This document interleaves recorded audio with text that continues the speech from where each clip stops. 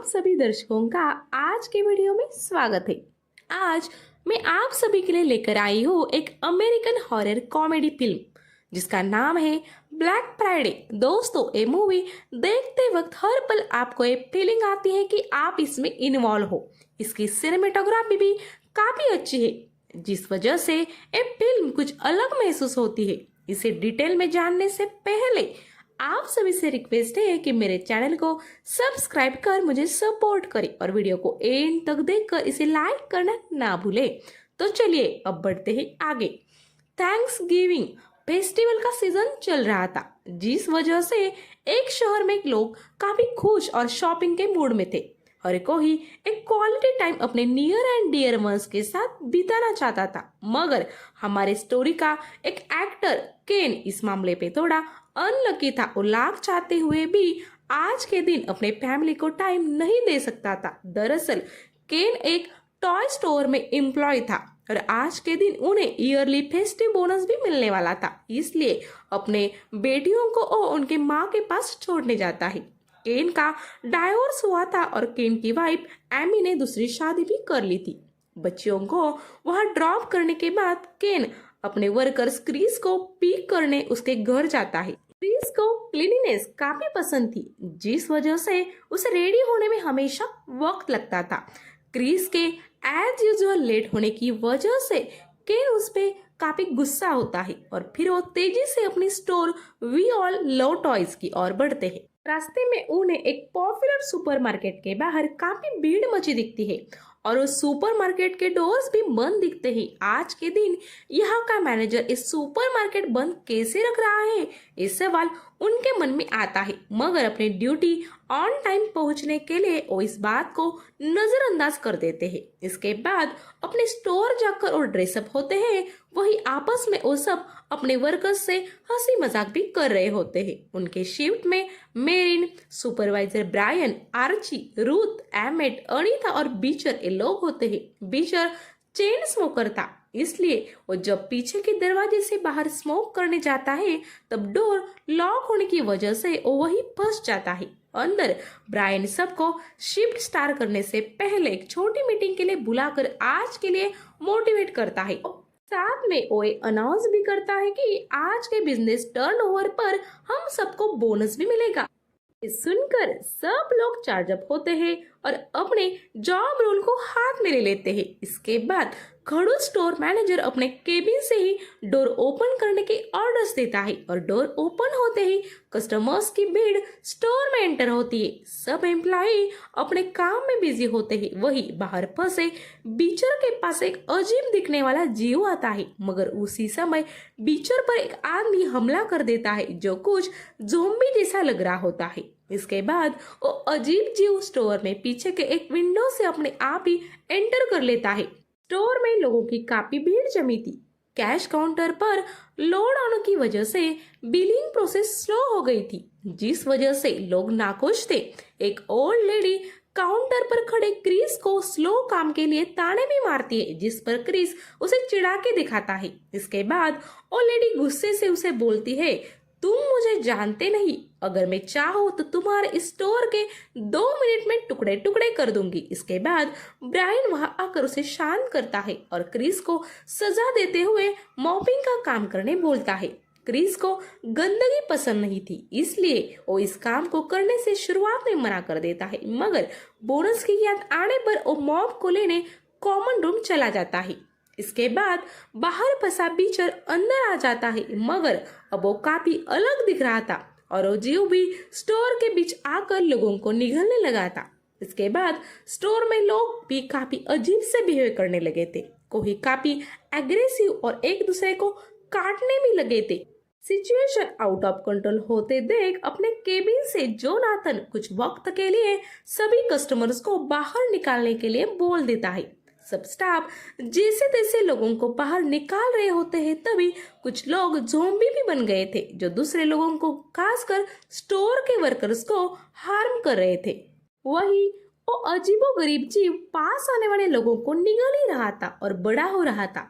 कुछ ज़ोंबीज भी उसके पास आकर कुछ सामान रख रहे थे, जिसे भी वो निगल ही रहा था। इसके बाद जैसे तैसे सबको बाहर निकाला जाता है। सीसीटीवी का फुटेज देखकर वो लोग समझ जाते हैं कि ये कुछ अलग ही बात है। के बाद सब स्टाफ अपने आप को बचाना चाहता था, वही जोनाथन को आज के बिजनेस की पड़ी थी। इसके बाद सब स्टाफ उससे झगड़ा करने लगता है कि हमारे सेफ्टी के बारे में भी तुम्हें कुछ लग रहा है। इतने में जोनाथन का सपोर्ट अनीता करती है, जो एम्प्लॉय ऑफ द मंथ होती है। ब्रायन भी हम लोग अब लोगों को चेक करके स्टोर में एंट्री देंगे ऐसा सजेशन देता है। इतने में हम देखते हैं कि बीचर वहां आ जाता है और वहां एक वर्कर पर अटैक कर देता है, जिसके बाद वो वर्कर मर जाता है। कुछ वक्त बाद वही वर्कर अनीता के ऊपर अपने मुंह से कोई लिक्विड छोड़ देता है, जिस वजह से उसकी गर्दन धड़ से टूटकर गिर जाती है। ये देखने के बाद सभी वर्कर्स डर जाते हैं। वो अब सब एक अलग कॉमन रूम में जाकर अपने आप को लॉक कर देते हैं। इसके बाद केन और क्रिस उन्होंने आज यहाँ आते वक्त सुपरमार्केट के बाहर कुछ ऐसा ही देखा था, ये बताने लगते हैं। इसके बाद सब लोग काफी इमोशनल हो जाते हैं। फिर हर कोई अपने फैमिली को याद करने लगता है और अपनी अपनी स्टोरी बताने लगता है। सभी लोग अपने लाइफ में स्ट्रगल कर रहे होते हैं। मैनेजर जोनाथन तो काफी कर्जे में होता है और वो अकेला ही अपनी जिंदगी बिता रहा था, जिस वजह से वो सिर्फ वही करता था जो उसे ठीक लगे और स्टाफ को लगता था वो काफी रूड बॉस है। केन भी अपने डाइवोर्स के बारे में बोलता है। इसके बाद अब उसके लाइफ में एक नया पर्सन आया है जिसे वो चाहने लगा है, ऐसा बोल देता है, जिस पर सब लोग मेरिन को देखने लगते हैं, क्योंकि केन हमेशा स्टोर में उसी के आसपास घूमता था।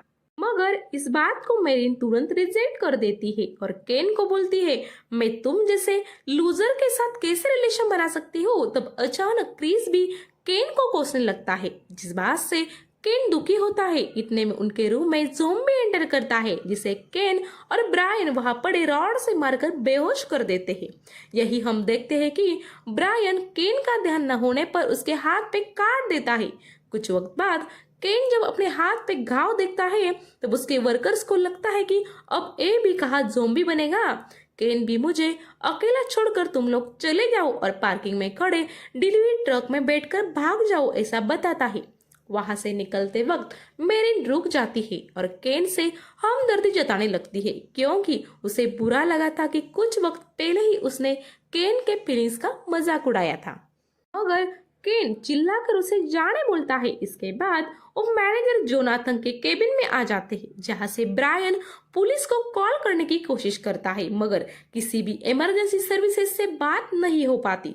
फिर वो दूसरे स्टोर से बात करने की कोशिश करते हैं, जहां की हालत भी यही जैसी होती है।